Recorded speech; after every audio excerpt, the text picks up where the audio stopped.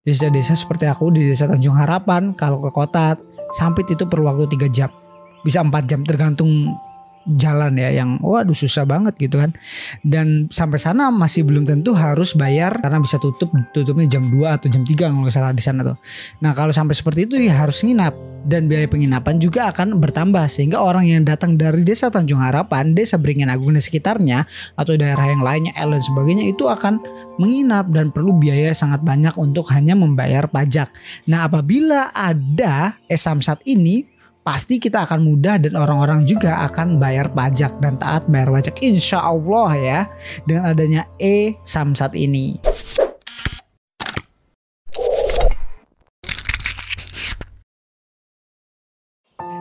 Assalamualaikum warahmatullahi wabarakatuh. Kembali bersama saya Jatmiko di 1000 Ilmu. Jadi hari ini teman-teman, aku itu baru bayar pajak melalui e-Samsat atau mungkin elektronik. Jadi kita bayar pajak itu bisa elektronik kayak gini teman-teman. Nah ceritanya itu aku tuh sering buka Facebook teman-teman. Ya aku tuh orang-orang yang jemaah lah yang masih menggunakan Facebook. Katanya kalau orang-orang yang sekarang yang modern atau mungkin generasi boomers gitu ya, mereka nggak mau main Facebook ya.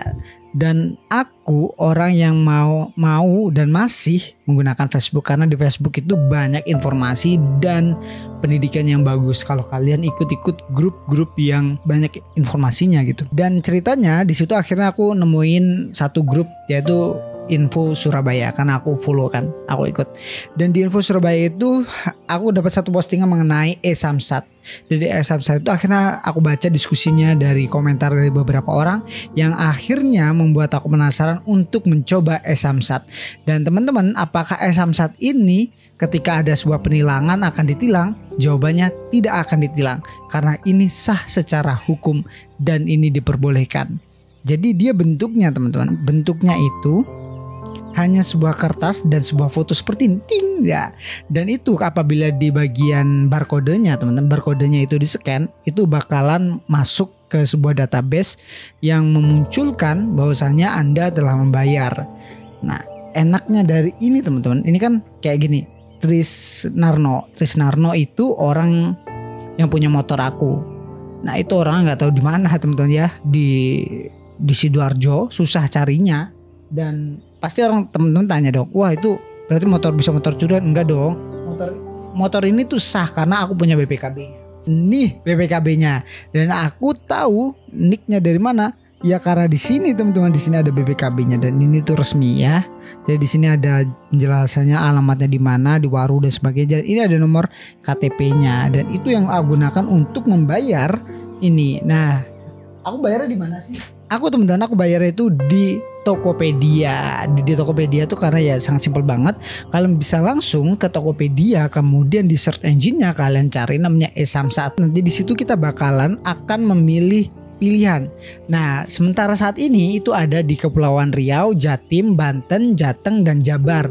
Hanya itu saja teman-teman. Dan saya berharap semoga di seluruh Indonesia bakalan bisa membayar pajak ini secara mudah. Karena teman-teman kita tahu daerah kita tuh luas banget. Desa-desa seperti aku di desa Tanjung Harapan, kalau ke kota Sampit itu perlu waktu 3 jam. Bisa 4 jam tergantung jalan ya, yang waduh susah banget gitu kan. Dan sampai sana masih belum tentu harus bayar karena bisa tutupnya jam 2 atau jam 3 kalau nggak salah di sana tuh. Nah kalau sampai seperti itu ya harus nginap, dan biaya penginapan juga akan bertambah, sehingga orang yang datang dari desa Tanjung Harapan, desa Beringin Agung dan sekitarnya, atau daerah yang lainnya El dan sebagainya, itu akan menginap dan perlu biaya sangat banyak untuk hanya membayar pajak. Nah apabila ada e-Samsat ini, pasti kita akan mudah dan orang-orang juga akan bayar pajak dan taat bayar pajak, insya Allah ya, dengan adanya e-Samsat ini. Dan e-Samsat ini ketika ada raja nih, tunjukin aja tes, Pak sudah bayar pajak nih.